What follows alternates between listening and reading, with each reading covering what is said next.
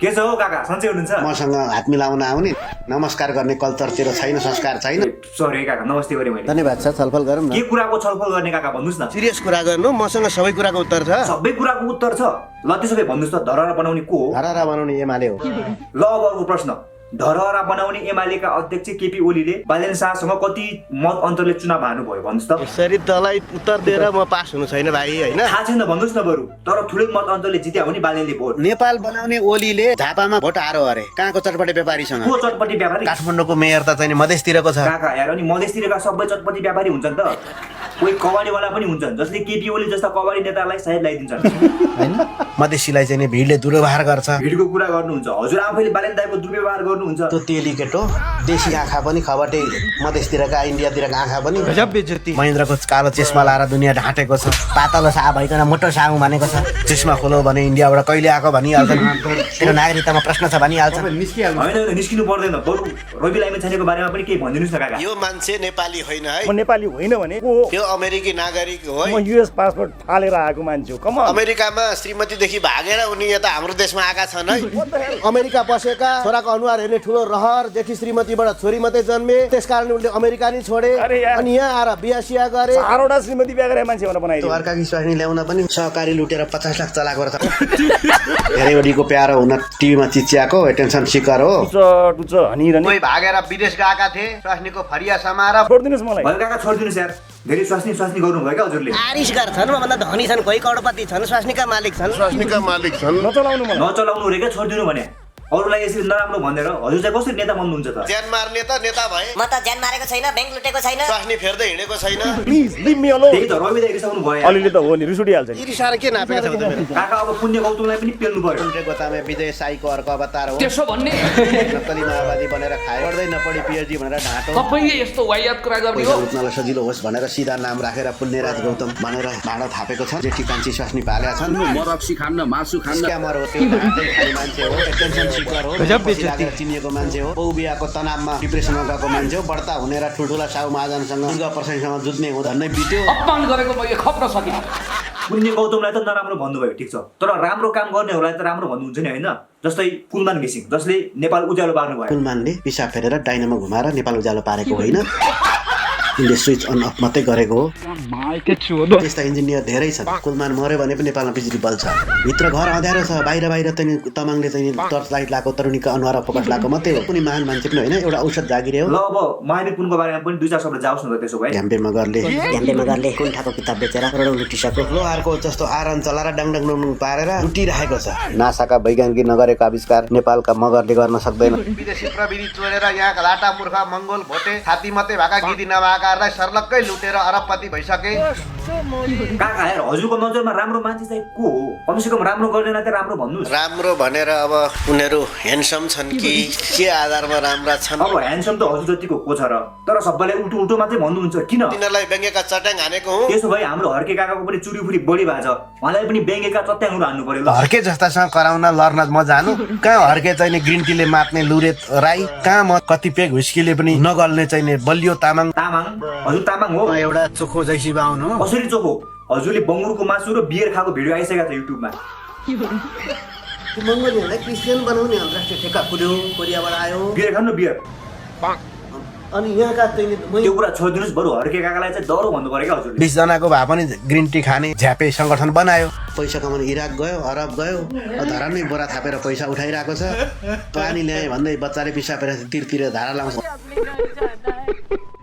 बाबु के भन्ने? म नेता बन्छु भनेको पनि वर्षौं भइसक्यो, अनि खै त बनेको? नेता बन्ने प्रोसेस लामो सङ्घर्षको भट्टीबाट नेता जन्मिन्छ। नेता बन्नु त्यस्तो लामो सङ्घर्ष गर्नै पर्दैन रहेछ के काका?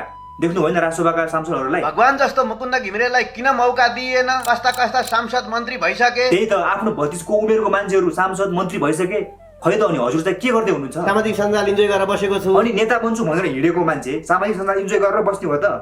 अनि सामाजिक सञ्जालमा चाहिँ कसो भिडियो हेर्नुहुन्छ नि सन्नी लियोनी नेपाली भन्नुहोस् न नेपाली अर्चना पनेरू अनि अर्चना पनेरू सन्नी लियोनीहरूको भिडियो हेरेर के गर्नुहुन्छ थोरै प्रश्न गर्छन् समझ्यौ भनेपछि सन्नी लियोनी अर्चना पनेरूहरूको भिडियो हेरेर बस्नुहुन्छ तिम्रो कामै नहुने चाहिँ के केरा हेरेर बस्छौ हामी त वर्ल्ड कप चलिरहेछ फुटबल हेर्छौँ नि फुटबल चुत्था मान्छेले हेर्ने घटिया मान्छेले हेर्ने बकवासे कुरा हो भनेपछि फुटबल बकवास कुरा हो अनि फुटबल हेर्ने मान्छे चाहिँ घटिया मान्छे हुन् अनि के त अनि म त झन् आजभोलि मेसी रोनाल्डोले फुटबल खेलेको नहेरेर बस्नै सक्दिनँ त के भएको फलानु फुटबल हेर्नै म सक्दै सकिनँ भनेर भड्किनुहुन्छ भने तपाईँको दिमाग खराब भइसकेको छ दिमाग खराब मेरो होइन हजुरको चाहिँ भएको जस्तो लाग्यो आफूले आफूलाई टिकटकको राजा भन्दै इङ्ग्लिस ब्याक भने जस्तै टिकटकको राजा बल्ल फर्किया छ जापानको माइला दाइ हुँदा हुँदै आफूलाई टिकटकको राजा माइला दाइ को चिन्नुहुन्छ नि भाडा मान्ने लेभलको अथवा भान्से लेभलको बाहुनो बिचरा हाला मलाई भाडा मान्ने भन्छ त्यही त भाडा माझ्ने रे यार टिकटकको सुपरस्टार हो टिकटक पँधेरो जस्तो हो पँधेरामा भ्यागुताको ट्वाटर बढी सुनिनु स्वाभाविक हो खाने मुकुन्दे स्तरहीन मान्छेको स्तरहीन माइलो भ्याकुते माइलो मध्यम स्तरका कवि साहित्यकार लेखक गाइनेहरूको माइलो व्याकुल माइलो हामी राजनीतिमा लाग्ने मान्छेहरूको माइलो भनेको बिपी कोइराला वीरेन्द्रको भाइ माइलो जी शाहलाई चाहिँ हामी माइला भनेर भन्छौँ मुकुन्देलाई पनि त कतिजनाले पागल भन्छन् कि त पागल होस् बौला होस् भ्यागुता बढी फुल्यो भने फुट्छ उहाँ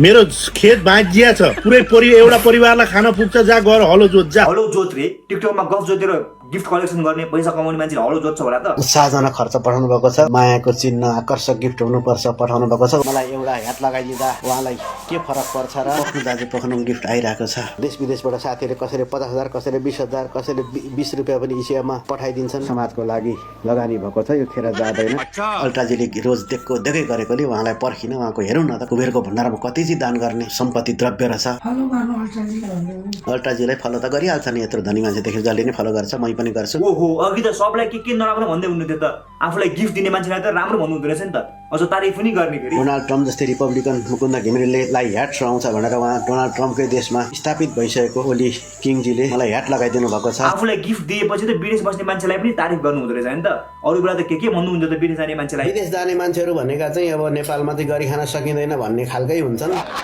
दिमागले काम गर्न छोडेपछि पासपोर्ट बनाएर साइड लागेका हुन्छन् जेनजीका केटाहरू फेसबुक बन्द भयो र केटी हन्टिङ गर्न नपाएर डेटिङमा निस्केका थिए माइती घरमा त्यो दिन जेन्जीहरू माइती घर डेटिङ नगएको भए सुदन गुरुङहरू अहिले के गर्दै हुन्थ्यो होला गोर्खा ढाकर बोक्दै हुन्थे होला नुन खेप्दै हुन्थे होला बाजेन शाह चाहिँ के गर्दै हुनुहुन्थ्यो होला त अहिले 72 मा चटपटे बेच्दै हुन्थे होला अनि धरानका मेयरले धरानको मेयर र काठमाडौँको मेयर मात्रै हेर्ने भनेका सुँगुर लेभलका मान्छे हुन् जसको अनुहार घोप्टे हुन्छ र भुइँ मात्रै देख्छन् तिनीहरूले आकाशतिर हेर्नुपर्छ एमालेको घाम देखिन्छ अगाडि हेऱ्यो भने चाहिँ के देखिन्छ नि काङ्ग्रेसको रुख देखिन्छ अनि तल हेऱ्यो भने के देखिन्छ खटाले फोहोर बोलिहाले यसलाई ब्लक गरिहाल्यो यही मौकामा किन ब्लक गर्ने कुरा गर्नुस् न बरु आयो गोर्खाली कुरा गरौँ न एकछिन कुरा गर्नु न काका के हो त्यो मुलासँग बोल्दिनँ म किन रिसाको दाइले के नराम्रो भने हो र काकालाई सुरुमा त दाई भन्यो नि त दाइ भन्ने मुलासँग किन बोल्ने त्यही भएर म तँलाई रन्टीको छोरा पनि भनिदिन्छु क्या यस्तो भन्नु हुँदैन क्या दाइ काका हजुर कसको छोरा हो भनिदिनुहोस् त मुखियाको छोरो म रन्टीको छोरा होस् माछिनी यो साह्रै फोहोर बोलो म मुख छाड्छु नभए तसँग बोल्दिनँ यो हप्की धप्की गरिदिन्छु किन गर्ने त्यस्तो कति वर्षको भयो त गन्दै गर्दिनँ म नचिनिकन बोल्छ उसले चिने होला फक्कालाई चिन्दैन हामी चिन्दैनस् भने बोल्दिनँ म तसँग रन्टीको छोराको होस् बाउलाई सोध फोन हान्नु मेरो बाउलाई अहिले बाउ पनि छ कि छैन सोचेर बोल रन्टीको बान त्यही त सोचेर बोल्नुहोस् है काका दाइ कसको छोरा हो थाहा होला नि को हो कहिले कहिले जन्मे हो तिमीहरूको आमा कहिले कहिले बिहाए तिमीहरूको आमा कहिले कहिले बिहाए तैँले मलाई सोचेको छस् के हो र एउटा र्यापे हो र्यापे भन्नुहुन्छ दाइ देशलाई खतरा माया गर्ने मान्छे हो माछी देश डेभलप गरौँ प्रचण्ड रिसाएपछि मलाई रत्नपारमा कति कुटेका थिए प्रचण्डलाई मारिदिन्छु प्रचण्डलाई कसैले केही गर्दैन उनको भुत्लो झार्न पनि सकिँदैन तिनीहरूको कामै छैन अनि तिनीहरूलाई नमारेर के गर्ने भन्दा त्यो त त्यही हो। त्यही भएर खोडा हान्दै गएर रन्टीबानहरूलाई केपी ओलीले कहिले देश डेभलप गर्दैन सत्य कुरा भन्छ है यो बाहुनले हो म सबै कुरा ट्रुथ बोल्छु माथि मलाई कसैको डरै छैन अरू बाहुनले जिब्रो चपाउँछन् यो बाहुनले सिधै बोलो प्रचण्डले कहिल्यै देश डेभलप गर्दैन प्रचण्ड पथ भनिएको थियो त्यो फुटपाथ भयो हो। फुटपाथ भएपछि जनताको ड्रिमल्यान्डको रूपमा मैले मुकुन्दल्यान्ड सोचेको छु ट्र्याक्टरले खेत जोत्ने हेलिकप्टरले बिउ छर्ने गफ अलि बढी भयो जस्तो लाग्यो ल जन्मिने बच्चालाई निवारण गर्ने भत्ता दिने हुर्केका बच्चा बच्चीलाई निशुल्क शिक्षा दिने तिम्रो जे पाइदिन नसुन पढेपछि चाहिँ योग्यता अनुसारको काम दिने काम गर्दैन भने त्यसलाई चाहिँ अल्छे भत्ता बेरोजगार भत्ता व्यवस्था गर्ने हावा तिम्रो गफ अनि बुढो भएपछि त्यसलाई वृद्ध भत्ता दिनुपर्छ र मर्यो भने मुर्दा भत्ता दिएर गाड्ने जलाउने व्यवस्था मिलाउनु पर्छ